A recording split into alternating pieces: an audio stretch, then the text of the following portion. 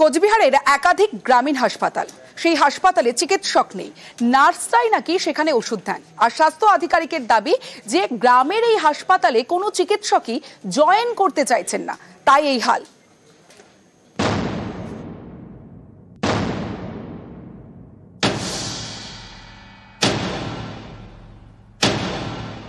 কোচবিহারের তুফানগঞ্জ, এখানে রয়েছে দেউচড়ায় প্রাথমিক স্বাস্থ্য কেন্দ্র।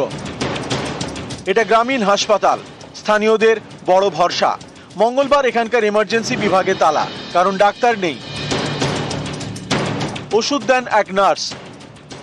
আমার সকালবেলা থেকে বমি, জ্বর ভাব, এই জন্যই আসা এখানে। ওষুধ কে দিল? ওষুধ তো নার্স ম্যাম ছিল এখানে, উনিই দিলেন। কি বললেন, ডাক্তারবাবু নেই? না, ডাক্তারবাবু নেই।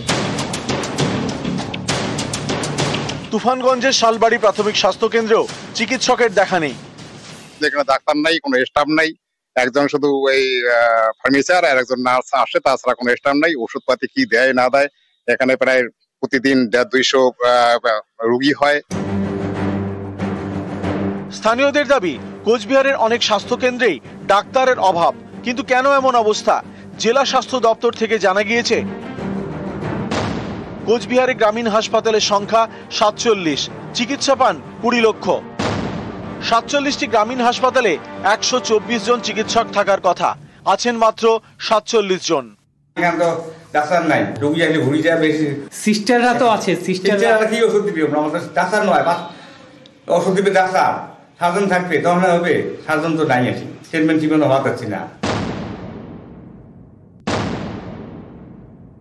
এখানে শর্টেজ আছে, সেই জন্য জানানো হয়েছে স্টেটকে, স্টেটও দিচ্ছে, জয়েন করছে না।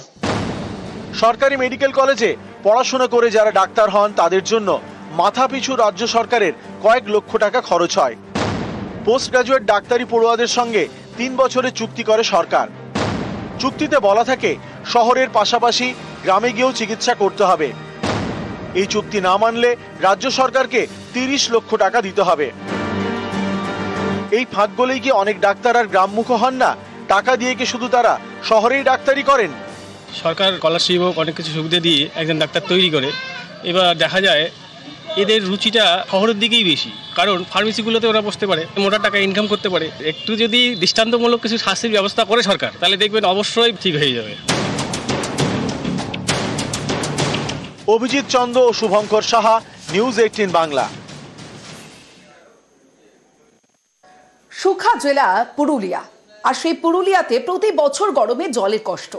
পুরুলিয়া শহর এবং 16টি যে গ্রাম, সেই গ্রামের একমাত্র ভরসা কংসাবতী নদী। নিয়ম না মেনে সেই নদী থেকে অবাধে বালি তোলার অভিযোগ, এতেই বাড়ছে বিপদ। নদীর বুক থেকে কমছে বালি, আর যে বালি জল ধরে রাখে, স্থানীয়দের দাবি এভাবে চললে নদী একদিন শুকিয়ে যাবে, বাড়বে জলের সমস্যা।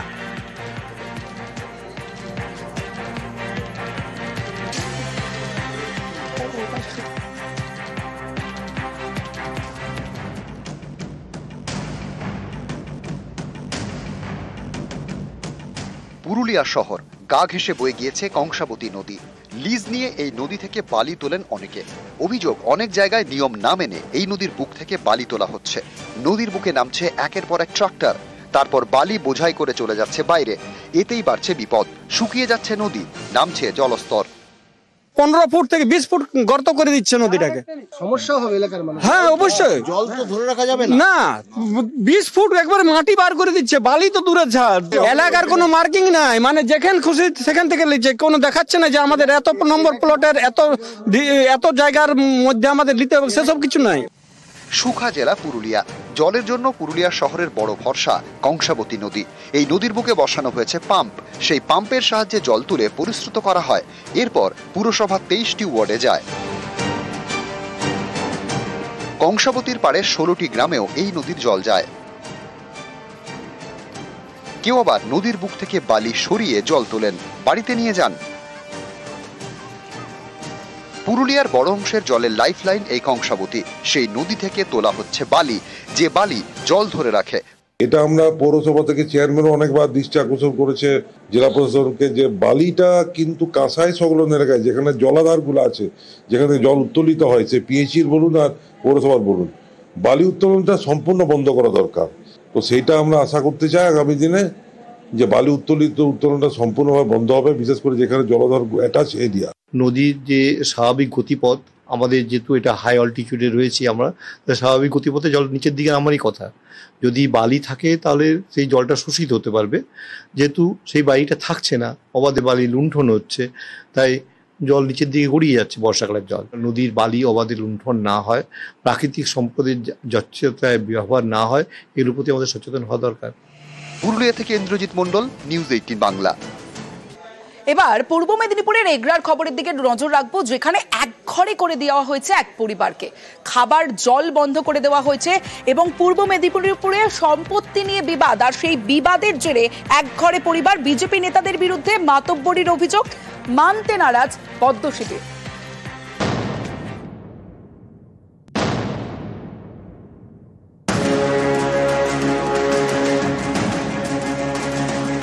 পড়শিদের সঙ্গে সম্পত্তি নিয়ে বিবাদ, অভিযোগ এ নিয়ে বারবার ঝামেলা চলছিলই, এবার একেবারে একঘরে করা হয়েছে গোটা পরিবারকে।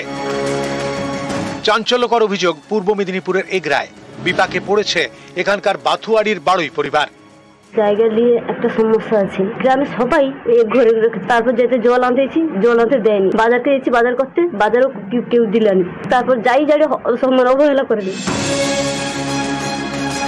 এগরার বাথুয়াড়ির বিদ্যুৎ বাড়ুই, স্ত্রী, 2 সন্তান এবং মা বাবাকে নিয়ে সংসার, এখন তারা এক ঘরে বলে অভিযোগ। পরিবারের সম্বল বলতে 1 বিঘা জমি আর একটা ছোট্ট দোকান। অভিযোগ মাতব্বরদের দাদাগিরিতে সেই দোকান বন্ধ, মাঠের ফসলও তোলা যাচ্ছে না। এবার দিন কাটবে কিভাবে? ডিস্ট্রিক্ট ম্যাজিস্ট্রেট তাকেও চিঠি করেছি, বিডিও, এসডিও, অঞ্চল সবাইকে আমি চিঠি করেছি। আমার ফ্যামিলিতে আমাকে বাঁচতে হবে, আমাকে খাওয়াতে হবে। আমি ধান যদি না তুলতে পারে আমার কিরকম খাবো? ধান নষ্ট হয়ে গেছে অর্ধেক, এখন ধান পড়েছে, ধান কাটতে দিচ্ছে না, কি করবো আমি, কোথায় যাবো? আর ফ্যামিলি নিয়ে লাস্টে আমাকে পথে বসতে হবে যে অবস্থা। বয়কটের নির্দেশ দেওয়া মাতব্বরদের মধ্যে স্থানীয় বিজেপি নেতারাও ছিলেন বলে অভিযোগ বারুই পরিবারের, যা মানতে নারাজ পদ্ম শিবির। এই ঘটনা যারা করছেন এটা নিন্দনীয়, এটা ঠিক নয়। এই বিষয় যারা করেছেন আমি তাদের কাছে ব্যক্তিগতভাবে অনুরোধ করবো এই জায়গাটাকে পরিষ্কার করতে, কারণ সমাজে সকলের বেঁচে থাকার অধিকার আছে, সকলেই শান্তিপূর্ণভাবে বাঁচতে চায়, সেই জায়গাটাকে তৈরি করতে হবে। আর বিজেপির বিরুদ্ধে ওটা অভিযোগ, এটা ভিত্তি এবং মিথ্যা। বারুই পরিবারের দাবি, গত 2 মাস ধরে তারা সামাজিক বয়কটের শিকার। এ নিয়ে প্রশাসনের কাছে অভিযোগ জানিয়েও কোনো লাভ হয়নি।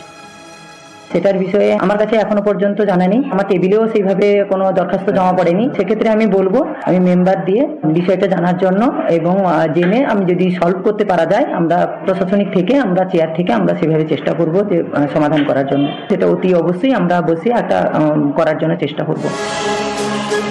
পূর্ব মেদিনীপুর থেকে পঙ্কজ দাশরথী, নিউজ 18 বাংলা।